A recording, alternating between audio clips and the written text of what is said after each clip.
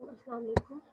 हमने chapter start करा probability. अब हमारा रिमेनिंग जो है बेसिकली वो चैप्टर का रहता है theorem not mutually exclusive events. अब जो म्यूचुअली एक्सक्लूसिव इवेंट्स नहीं है उनका मतलब आपने बताना है। आपने जो है इसका थ्योरम की स्टेटमेंट देख लेंगे और फार्मूला आपने जो है इसको प्रूव नहीं करना है। Probability of A union B equal to probability of A plus probability of B minus probability of A intersection B आपके पास नॉट म्यूचुअली एक्सक्लूसिव का है। अगर म्यूचुअली एक्सक्लूसिव होता है तो ये वाला जो टर्म है ये इसमें से स्किप हो जाती है। तो इकट्ठे किए can not occur together. Next, after example 6.10, a coin is tossed twice. Points of the sample space are H, H, H, T, T, H, T, T, and each sample point with probability 1/4.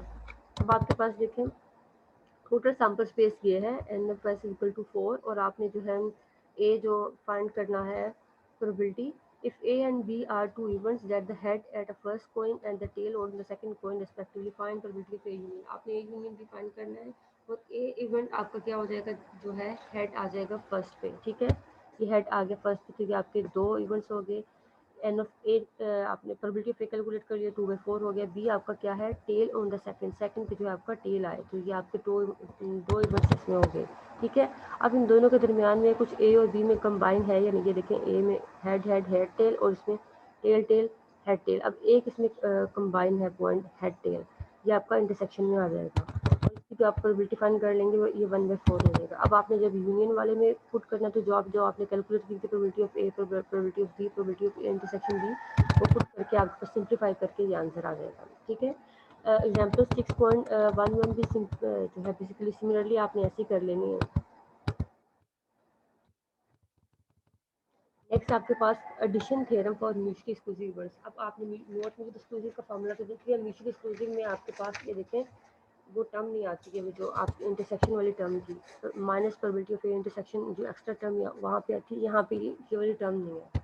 बाकी सारा formula same है, इसमें भी proof नहीं करना है, बस आपने ये जो है बेसिकली इसका फॉर्मूला याद रखना है। एग्जाम्पल आपके पास 6.12 a pair of dice are roll. अब आपने डाइस को पेयर को रोल करके 36 आपके पास टोटल सैंपल स्पेस बनते हैं। Find the probability that the sum of the uppermost dots is either 6 or 9। अब आपने ए जो लेना है इवेंट वो आपने लेना है जिसका सम 6 हो, तो ये इवेंट 1 5 2 4 3 3 ये आ गए, जिसको आपने प्रोबेबिलिटी कैलकुलेट की तो 5/36 हो गया। बी इवेंट आपका वो था कि जिसके 9 हो सम, तो ये आपने देख लिया ये थे आपके पास 4 पॉइंट्स, इसकी प्रोबेबिलिटी होगी 4/36। आपने इन दोनों के दरमियान में देखिए कुछ भी कॉमन नहीं है, इंटरसेक्शन इसमें आते नहीं है, जीरो होता है। तो आप बेसिकली कर भी म्यूचुअली एक्सक्लूसिव इवेंट्स देते तो आपने प्रोबेबिलिटी पे intersection A union B calculate किया तो आपके पास ये सिंप्लीफाई होकर रिजल्ट आ गया।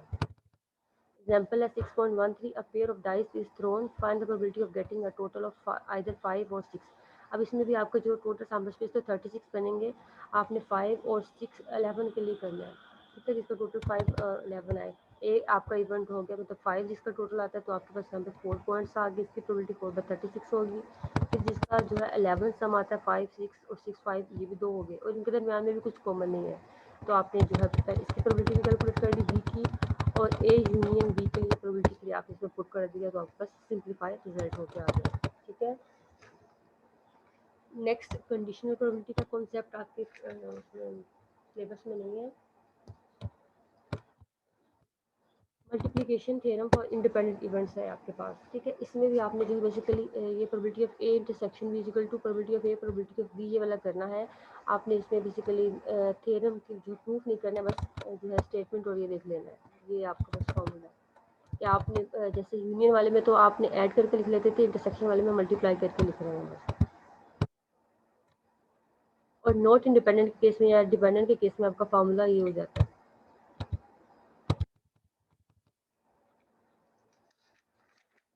एग्जाम्पल है आपके पास 6.18।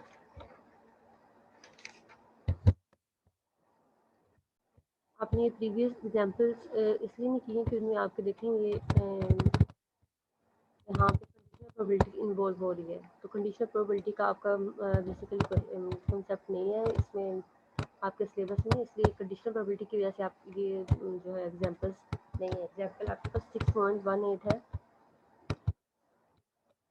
3 missiles are fired at a target. If the probabilities of hitting the target 0.4, 0.5, 0.6 respectively, and if the missiles are independently, ठीक है, independent है, what is the probability that at least 2 missiles hit the target?